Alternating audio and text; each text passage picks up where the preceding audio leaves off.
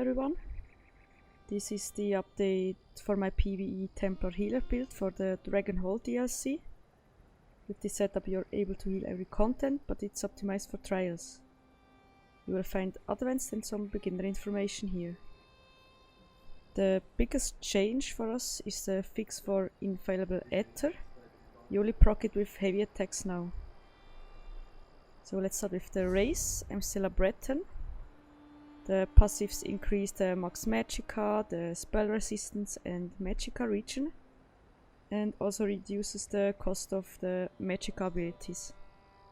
It's also possible to go with High Elf, Dark Elf or Argonian. Now let's check the gear. As always, one healer at least needs Olorim. It gives Major Courage, which increases the damage of everyone when standing in that circle. You only need it on both healers if you split up the group. As a second set, I always choose Yorwolves for my videos. It increases the duration of minor and major buffs, and shields as well, so Major Force will be longer, for example. Along with Yorwold we have other nice sets as shown before on the sheet. The second healer chooses from those sets. Keep in mind that Infallible Aether is not that good anymore since you have to heavy attack to proc it, which takes too long. Then as a monster set I got Symphony of Blades. It gives back resources. Another good option is Bogdan, Earthgore or Sentinel. Be careful, they nerfed Sentinel. Then we want to get the Undaunted bonus, so we slot heavy on head and medium on shoulder, because the healer sets always come in light armor. I have it the wrong way around here. On the jewels I have Arcane Wave, 2 spell damage glyphs and 1 magicka recovery. Then I put Infused Trait on the big pieces, chest, legs and helmet, and Divines on the small ones. I also put Tri-Stat enchants on chest and legs to get more health and stamina, and max magicka on the others only. It's good to have around 17 or 18k health only with food or drink buff. On the master resto stuff I choose Powered or Precise with spell damage glyph, and on the back bar Olorim lightning stuff with Infused Crusher or Charge Shock. Be aware that they nerfed the master resto stuff too. Then we go to the skills. We still have Breath of Life for immediate cast. Then we have Illustrious Healing for the AoE and to proc Master Restoration stuff. Next one is Inner Light to increase the max magicka. If I need something else I replace this one. Then the Energy Orbs. It gives back resources and heals for a good amount. On the last slot I have Combat Prayer. It must be on both healers. It only applies to 6 people. It increases the damage, so make sure to keep it up. We usually don't need the ultimate on the first bar, so slot Meteor, Barrier Nova or whatever you want. On my second bar I have Unstable Wall of Storms or Blockade of Storms. We need this to debuff the enemies with minor vulnerability, and it also does good damage.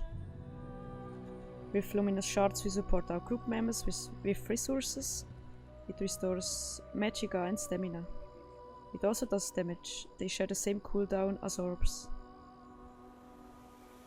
Then I got Ritual of Retribution. It cleanses negative effects, heals and does a bit of damage. One healer in group needs Elemental Drain. If you split up, both healers need it. It debuffs the enemy and restores magicka. Keep it up on bosses and on trash as well. You only need it if you have magicka DDs in your group. On the last one I got Channeled Focus. It's a very nice skill because it restores magicka to you and increases your resistance. Then the Aggressive Horn is the main ultimate. It increases magicka and stamina and also the crit damage of everyone. Both tanks and healers usually use it in turn. Then we have some other useful skills like the Shield Harness Magicka or Efficient Purge to cleanse yourself and your group, or even Blood Altar for the heals or extra synergy for Alkosh. Power of the Light is also nice, it decreases the resistance of the enemies. I also want to show you my passives.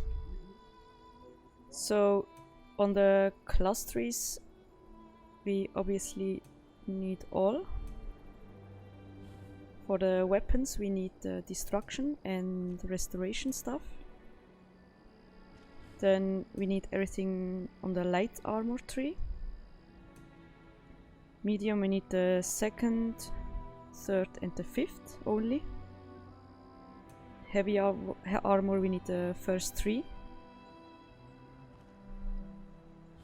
Then the Fighter's Guild we only need the 3rd.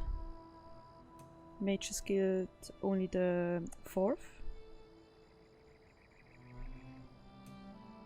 For Undaunted we need both, very important. Then support the first one. Racial obviously all. And also for the crafting, alchemy we need this one. And provisioning those 2.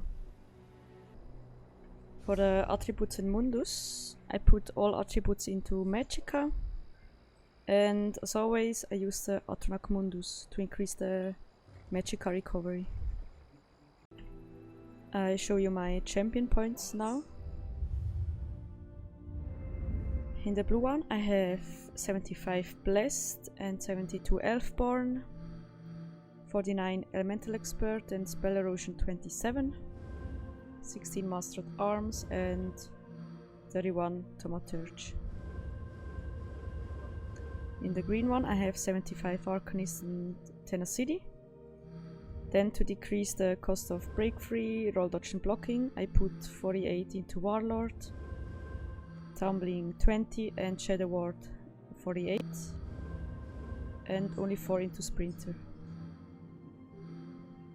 Then this is the sheet for the red champion points, as it changes for some trials. About the potion and food, it pretty much stays the same. I always use the Essence of Spell Power potion, which increases damage, spell crit and restores Magicka. Those are very expensive, so if you need something cheaper then use the Essence of Magicka potions. I use them for easy dungeons or questing, they are very weak though. Then I have the Clockwork food to increase health, Magicka and Magicka regen. You can also use Witch Mother's Drink, which is way cheaper but also a bit weaker.